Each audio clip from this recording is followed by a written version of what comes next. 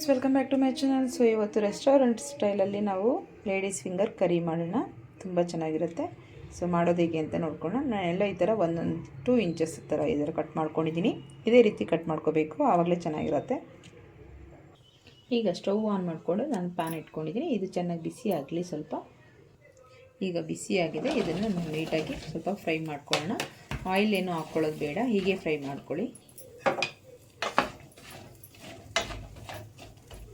ಚೆನ್ನಾಗಿ ತೊಳೆದು ನೀಟಾಗಿ ಒಣಗಿದ ಬಟ್ಟೆಯಲ್ಲಿ ನೀಟಾಗಿ ಒರೆಸ್ಕೊಂಡು ನೀರಿಲ್ಲದೆ ಇರೋ ರೀತಿ ಕಟ್ ಮಾಡ್ಕೋಬೇಕು. ನೀರಿದ್ದರೆ ಅದು ರೋಳೆ ಥರ ಬಂದುಬಿಡುತ್ತೆ.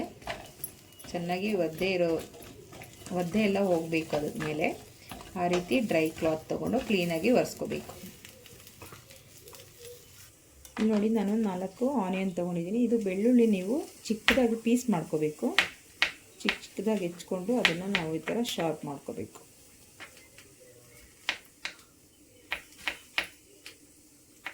ನೋಡಿ, ಈ ಥರ ಚಿಕ್ಕ ಚಿಕ್ಕ ಪೀಸಸ್ ಆದರೆ ಸಾಕು.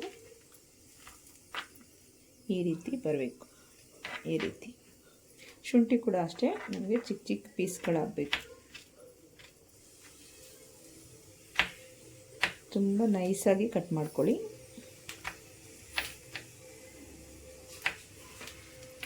ಈ ಥರ ಎಲ್ಲದನ್ನು ಕಟ್ ಮಾಡ್ಕೊಳ್ಳೋಣ. ಆನಿಯನ್ ಕೂಡ ನಮಗೆ ಚಿಕ್ಕ ಚಿಕ್ಕ ಸೈಜೇ ಬೇಕು. ಆನಿಯನ್ನು ನಮಗೆ ಇದೇ ಸೈಜಲ್ಲಿ ಬೇಕು. ಈ ಥರನೇ ಚಿಕ್ಕದಾಗಿ ನೈಸಾಗಿ ಶಾಪ್ ಮಾಡ್ಕೊಳ್ಳಿ.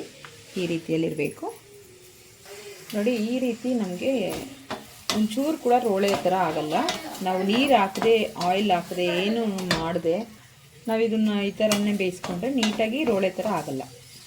ಅಂದರೆ ನೀಟಾಗಿ ಒರೆಸ್ಬಿಟ್ಟು ನಾವು ಹಾಕ್ಕೋಬೇಕು. ಅಂದರೆ ವೆಟ್ಟಿದ್ರೇ ಅದು ರೋಳೆ ಆಗೋದು, ಇಲ್ಲ ಅಂದರೆ ರೋಳೆ ಆಗೋದೇ ಇಲ್ಲ. ನೋಡಿ ಎಷ್ಟು ಡ್ರೈ ಇದೆ. ಇವಾಗ ಇದಕ್ಕೆ ಸ್ವಲ್ಪ ಸಾಲ್ಟನ್ನು ಸೇರಿಸ್ಕೊತಾ ಇದ್ದೀನಿ. ಈಗ ಸ್ವಲ್ಪ ಮಿಕ್ಸ್ ಮಾಡ್ಕೊಳ್ಳೋಣ. 1-2 ನಿಮಿಷ ಅಷ್ಟೇ. ಇದನ್ನು ಹಾಕ್ಬಿಟ್ಟು ನಾವು ಹಾಗೆ ಇಳಿಸ್ಕೊಂಡ್ರೂ ಪರವಾಗಿಲ್ಲ. ಸ್ಟವ್ನ ಆಫ್ ಮಾಡ್ಕೊಳ್ಳೋಣ. ಟೊಮೆಟೊ ಕೂಡ ನಾವು ಈ ಥರ ಸೈಜಲ್ಲಿ ಕಟ್ ಮಾಡ್ಕೋಬೇಕು. ಮಿಕ್ಸಿ ಮಾಡ್ಕೊಳ್ಳೋಣ ಇದನ್ನು. ಹಾಗೆ ನಾವು ಒಂದು 3 ಪೀಸು ಗ್ರೀನ್ ಚಿಲ್ಲಿ ತೊಗೊಂಡಿದ್ದೀನಿ. ಈ ರೀತಿ ಚಿಕ್ಕ ಚಿಕ್ಕದಾಗಿ ರೌಂಡಾಗಿ ಕಟ್ ಮಾಡ್ಕೋಬೇಕು. ಈಗ ಸ್ಟವ್ ಆನ್ ಮಾಡ್ಕೊಂಡಿದ್ದೀನಿ. ಅದೇ ಪ್ಯಾನ್ ಇಟ್ಕೊಂಡಿದ್ದೀನಿ ನಾನು. ಈಗ ನೀಟಾಗಿ ಬಿಸಿ ಆಗಿದೆ. ಈಗ ಆಯಿಲ್ನ ಸೇರಿಸ್ಕೊಳ್ಳೋಣ ಸ್ವಲ್ಪ. ಹಾಗೆ ಇಲ್ಲಿ ನಾನು ನೋಡಿ 1 ಪಲಾವ್ ಎಲೆ, ಸೊ ಇದು ಜಾಪತ್ರೆ, ಹಾಗೆ 4 ಲವಂಗ, 1 ಏಲಕ್ಕಿ, 2 ಪೀಸ್ ಚಕ್ಕೆ, ಇದಿಷ್ಟು ಕೂಡ ಸೇರಿಸ್ಕೊಂಡಿದ್ದೀನಿ. ಹಾಗೆ ಆನಿಯನ್ ಕೂಡ ಸೇರಿಸ್ಕೊಂಡು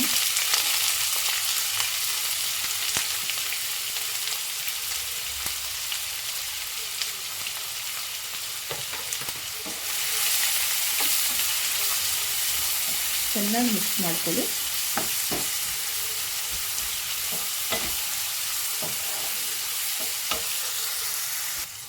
ಈಗ ಇದು ಸ್ವಲ್ಪ ಮಟ್ಟಿಗೆ ಬೆಂದಿದೆ, ಸ್ವಲ್ಪ ಸಾಫ್ಟ್ ಆಗಿದೆ. ಈ ಟೈಮಲ್ಲಿ ನಾವು ಗ್ರೀನ್ ಚಿಲ್ಲಿ, ಹಾಗೆ ಬೆಳ್ಳುಳ್ಳಿ ಕಟ್ ಮಾಡ್ಕೊಂಡಿದ್ವಲ್ಲ ಅದು, ಹಾಗೆ ಶುಂಠಿ ಚಿಕ್ಕ ಚಿಕ್ಕ ಪೀಸಸ್ ಆಗಿ ಮಾಡ್ಕೊಂಡಿರೋದು,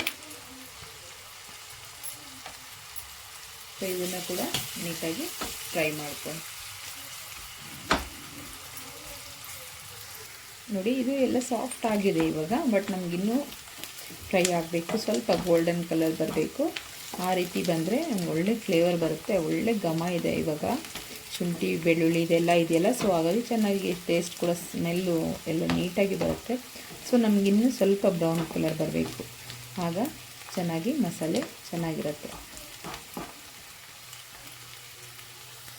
ಈ ರೀತಿ ಗೋಲ್ಡನ್ ಬ್ರೌನ್ ಕಲರ್ ಬರಬೇಕು. ನೋಡಿ ಈ ಥರ ಎಷ್ಟು ಚೆನ್ನಾಗಿ ಬಂದಿದೆ ಅಂತ. ಸೊ ಈ ರೀತಿ ಸ್ವಲ್ಪ ನಮಗೆ ಕಲರ್ ಚೇಂಜ್ ಆಗಬೇಕು, ಅಲ್ಲಿವರೆಗೂ ಫ್ರೈ ಮಾಡ್ಕೋಬೇಕು. ಸೊ ನಾವು ಈ ಟೈಮಲ್ಲಿ ನೋಡಿ ಟೊಮೆಟೊ ಪ್ಯೂರಿ ಇದೆಯಲ್ವ, ಇದನ್ನು ಸೇರಿಸ್ಕೊಳ್ಳೋಣ. ಈಗ ನೀಟಾಗಿ ಮಿಕ್ಸ್ ಮಾಡ್ಕೊಳ್ಳೋಣ. ನಾನು ಇಲ್ಲಿ 3 ಟೊಮೆಟೊ ತೊಗೊಂಡಿದ್ದೀನಿ. ಸೊ ನೀವು ಎಷ್ಟು ನೋಡಿಕೊಂಡು, ನಿಮಗೆ ಎಷ್ಟು ಮೆಂಬರ್ಗೆ ಮಾಡ್ತಾಯಿದ್ದೀರಿ ಅಂತ ನೋಡಿಕೊಂಡು ನೀವು ಟೊಮೆಟೊ ತೊಗೊಳ್ಳಿ. ಹಸಿ ವಾಸನೆ ಹೋಗೋವರೆಗೂ ಚೆನ್ನಾಗಿ ಫ್ರೈ ಮಾಡ್ಕೊಳ್ಳಿ. ಈಗ ನೀಟಾಗಿ ನೋಡಿ ಹಸಿ ವಾಸನೆ ಎಲ್ಲ ಹೋಗಿದೆ, ಸ್ವಲ್ಪ ಆಯಿಲ್ ಬಿಟ್ಕೊಂಡಿದೆ. ಸೊ ನಾವೀಗ ಅದಕ್ಕೆ ಸೇರಿಸಬೇಕಾಗಿರೋದು ಸೇರಿಸ್ಕೊಳ್ಳೋಣ. ನಾನಿಲ್ಲಿ ಸ್ವಲ್ಪ ಅರಿಶಿನ ಪೌಡರ್, ಒಂದು 1/4 ಟೀ ಸ್ಪೂನ್ ಅಥವಾ ಟೀ ಸ್ಪೂನ್ ಸಾಕು. ಹಾಗೆ ರೆಡ್ ಚಿಲ್ಲಿ ಪೌಡರ್, ನಿಮ್ಗೆ ಎಷ್ಟು ಬೇಕೋ ಅಷ್ಟು ನೋಡಿ ತಗೊಳ್ಳಿ. ಚೆನ್ನಾಗಿ ಮಿಕ್ಸ್ ಮಾಡ್ಕೊಳ್ಳಿ ಒಂದು ಸಲ.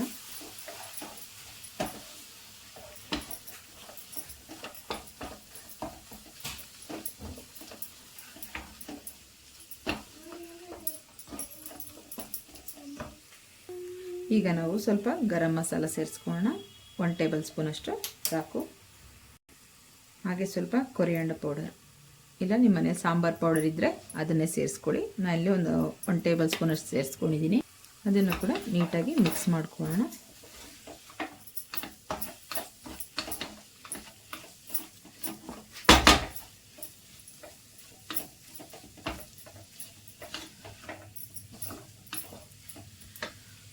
ಹಾಗೆ ನಾನಿಲ್ಲಿ ಒಂದು ಅರ್ಧ ಕಪ್ಪು ಮೊಸರು ತೊಗೊಂಡಿದ್ದೀನಿ, ಗಟ್ಟಿ ಮೊಸರು.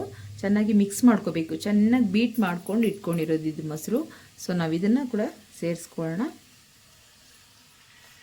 ಚೆನ್ನಾಗಿ ಮಿಕ್ಸ್ ಮಾಡ್ಕೋಬೇಕು. ಹಾಗೆ ಹೇಗಿದೆಯೋ ಹಾಗೆ ಹಾಕ್ಕೋಬೇಡಿ, ಪ್ಯಾಕೆಟ್ ಮೊಸರು ಅದೆಲ್ಲ ಚೆನ್ನಾಗಿ ಮಿಕ್ಸ್ ಮಾಡ್ಕೋಬೇಕು. ಚೆನ್ನಾಗಿ ಬೀಟ್ ಮಾಡಿದ್ರೆ ಮಜ್ಜಿಗೆ ಥರ ಆಗುತ್ತೆ.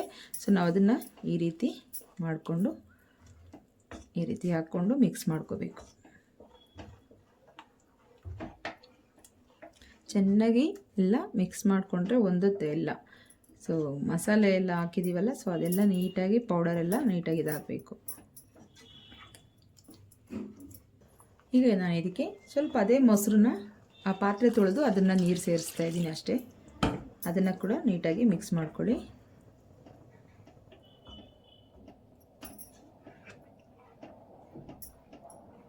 ಈಗ ಚೆನ್ನಾಗಿ ಒಂದು ಕುದಿ ಬರಲಿ ಅಷ್ಟೇ.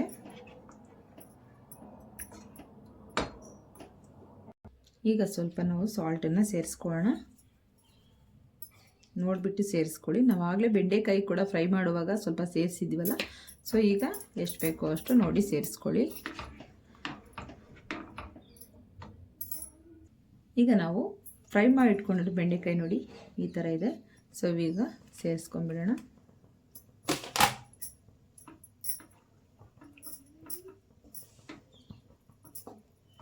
ಈ ರೀತಿ ಮಾಡ್ಕೊಳ್ಳೋದ್ರಿಂದ ಚಪಾತಿ, ಪೂರಿ, ರೊಟ್ಟಿ ಎಲ್ಲದಕ್ಕೂ ತುಂಬ ಚೆನ್ನಾಗಿರುತ್ತೆ ಫ್ರೆಂಡ್ಸ್. ಈವನ್ ರಾಗಿ ರೊಟ್ಟಿ, ಅಕ್ಕಿ ರೊಟ್ಟಿ, ಜೋಳದ ರೊಟ್ಟಿ ಇದೆಲ್ಲ ಮಾಡ್ಕೋತಾರಲ್ಲ, ಎಲ್ಲದಕ್ಕೂ ಕೂಡ ತುಂಬ ಚೆನ್ನಾಗಿರುತ್ತೆ. ಎಲ್ಲದಕ್ಕೂ ಕಾಂಬಿನೇಷನ್ ಚೆನ್ನಾಗಿರುತ್ತೆ. ರೆಸ್ಟೋರೆಂಟ್ ಸ್ಟೈಲಲ್ಲಿ ನಾವು ಈ ರೀತಿ ಮನೇಲಿ ಮಾಡ್ಕೊಳ್ಳಿ, ತುಂಬ ಡಿಫ್ರೆಂಟ್ ಆಗಿರುತ್ತೆ. ಹಾಗೆ ಟೇಸ್ಟ್ ಕೂಡ ತುಂಬ ಚೆನ್ನಾಗಿರುತ್ತೆ. ನೀಟಾಗಿ ಸ್ವಲ್ಪ ಬೆಂದರೆ ಸಾಕು.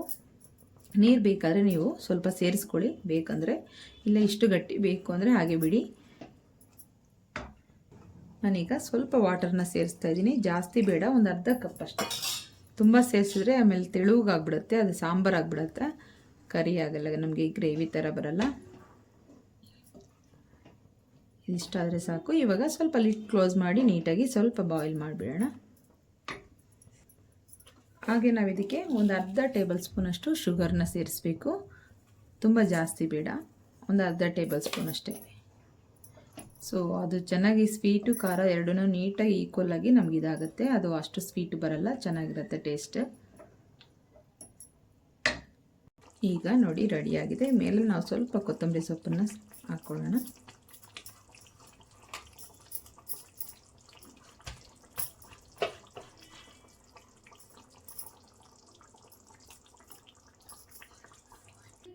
ಸೊ ನೋಡಿದ್ರಲ್ಲ ಫ್ರೆಂಡ್ಸ್, ರೆಸ್ಟೋರೆಂಟ್ ಸ್ಟೈಲಲ್ಲಿ ನಾವು ಬೆಂಡೆಕಾಯಿ ಕರಿನ ಮಾಡಿದ್ದೀವಿ.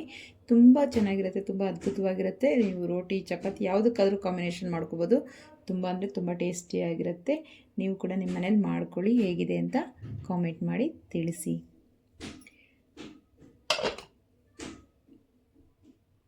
ಎಷ್ಟು ಥಿಕ್ನೆಸ್ ಆಗಿದೆ ನೋಡಿ, ನಮಗೆ ಈ ಥರ ಇರಬೇಕು ನೋಡಿ.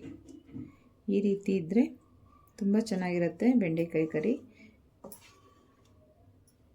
ನೋಡಿ.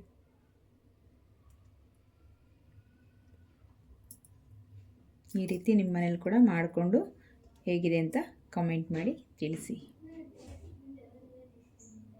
ಓಕೆ ಫ್ರೆಂಡ್ಸ್, ನೆಕ್ಸ್ಟ್ ವಿಡಿಯೋದಲ್ಲಿ ಸಿಗೋಣ. Thank you for watching. ಹಾಗೆ ಯಾರೆಲ್ಲ ಸಬ್ಸ್ಕ್ರೈಬ್ ಮಾಡದೆ ನೋಡ್ತಾ ಇದ್ರೆ ಪ್ಲೀಸ್ ಸಬ್ಸ್ಕ್ರೈಬ್ ಮಾಡಿ, ಒಂದು ಲೈಕ್ ಮಾಡಿ.